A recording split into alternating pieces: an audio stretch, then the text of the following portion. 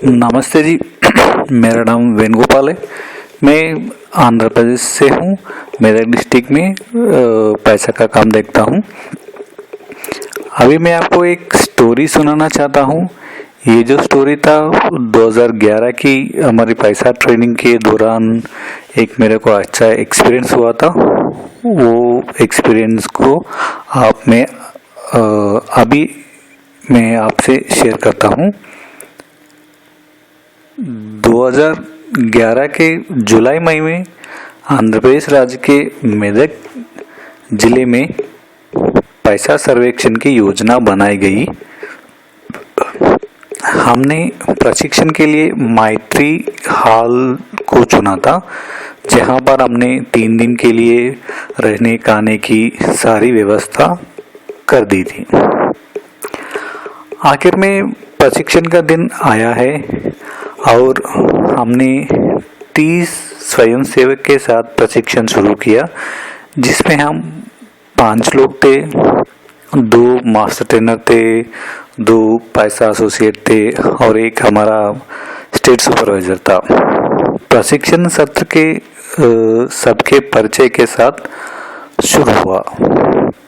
पहला दिन सर्वेक्षण की प्रक्रिया क्या है, हम कैसे डाटा इकट्ठा करते हैं और पैसा सर्वे का महत्व क्या है, इन मुद्दों पर चर्चा में चला गया। इसमें कुछ स्वयं सेवक अच्छे थे, कुछ लोग औसत में थे। हमने औसत स्वयं सेवक के पर अधिक ध्यान केंद्रित किया। दूसरे दिन हम 6 स्कूलों में पायलट करने के लिए गए। पायलट में यह जाना कि प्रश्नावली के किस तरह भरना है और स्कूल का वातावरण कैसा होता है। वापस आने के बाद हमने सभी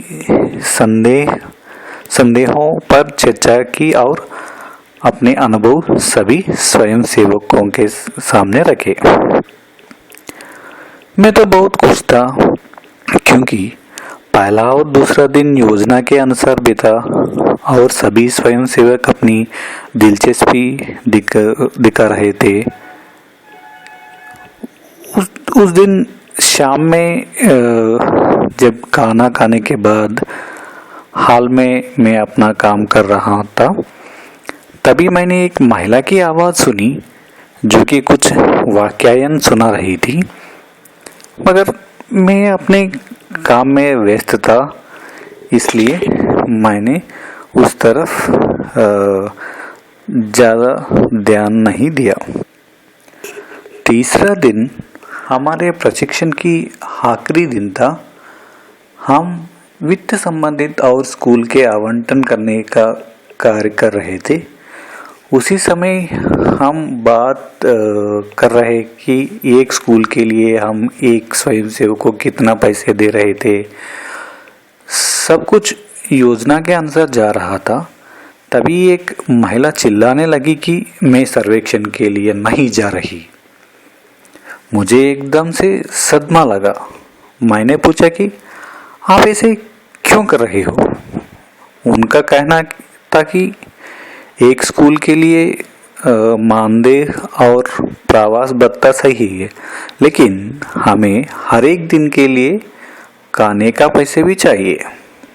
और उन्होंने सभी स्वयंसेवकों से पूछा तो सबने खाने के लिए पैसे की बात की। तब मैं एकदम से आश्चर्यचकित रह गया कि सभी लोग एकदम से कैसे तैयार हो गए। मेरा और उस महिला के बीच काफ़ी देर तक बात चली और मैंने कहा कि हमारे बजट में खाने के लिए कोई प्रावधान नहीं है और आप गांव में पूरा दिन भी नहीं बिता रहे हो। लेकिन वो महिला मानने को तैयार नहीं थी। कुछ स्वयंसेवकों ने मेरे से कहा कि कल शाम को सभी स्वयंसेवकों की बैठक हुई, जिसमें वित्त से संबंधित बात हुई थी और यह तय हुआ कि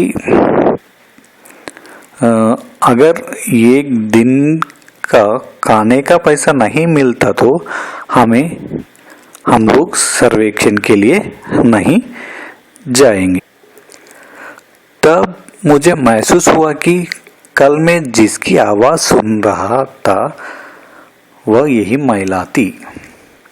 हमने कहा कि हमारे पास और कोई विकल्प नहीं है, फिर भी हमने अपना बजट दोबारा देखा और हमारे राज्य प्रमुख द्वारा बताया गया कि हमने जितने लोगों का बजट भेजा था उसके मुकाबले स्वयंसेवक की उपस्थिति कम थी। इसलिए राज्य पर्यवेक्षण के द्वारा खाने के पैसे देने की मंजूरी दी गई।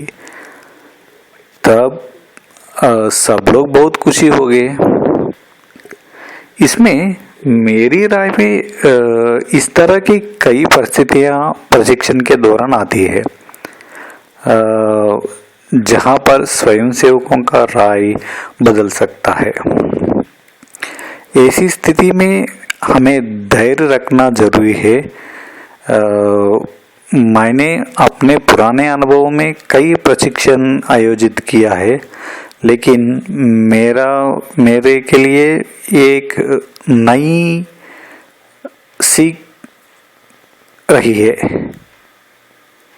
कैसे लगा मेरा स्टोरी? Thank you.